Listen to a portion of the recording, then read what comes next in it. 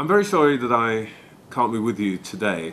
I hope that I will be with you at some point in the future, not just to talk at you or to you, but also, more importantly, for me to listen to you. What we are trying to do with our new commission is to take equality and anti-discrimination into a new level. Some people would say that perhaps bringing all the commissions together, bringing all the issues together, means that we will have less focus on some individual areas. That isn't true. I think what we are trying to do is to ensure that every individual, whatever their race or their gender or their age, whether their religion, sexual orientation, get the dignity and respect that is due to them. We are focusing on the individual's rights.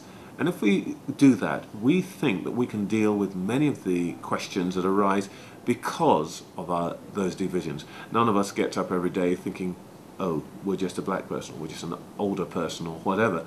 We want to be treated as individuals, and that's what our aim is.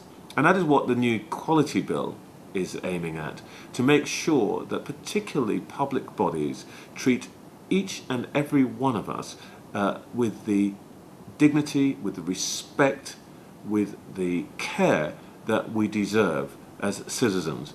So what we're trying to do, as much as we can, is to bring that overall approach, which we call the human rights approach, to all aspects. Now, in relation to age specifically, some people would say that actually an area like Slough, which has probably got a profile which is slightly younger than average, why would we be so concerned about issues of age there? Well, there are two big reasons. First of all, we think a big question for our society is the relationship between the older and the younger.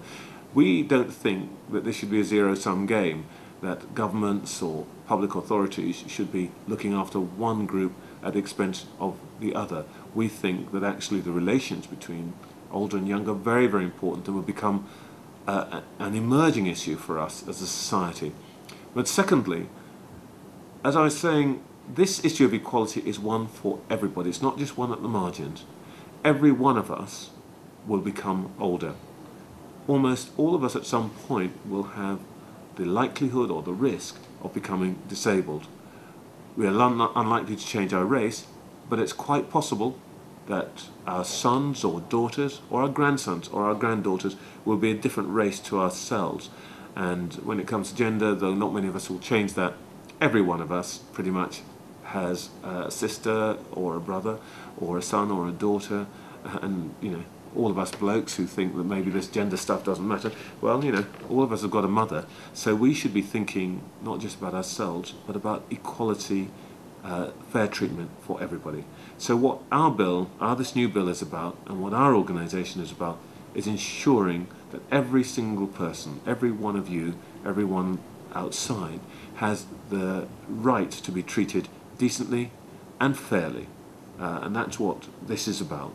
I hope that at some point I'll be able to come and talk to you in more detail about some aspects of it, hopefully when we have a bright, shiny, comprehensive new Equality Act next year.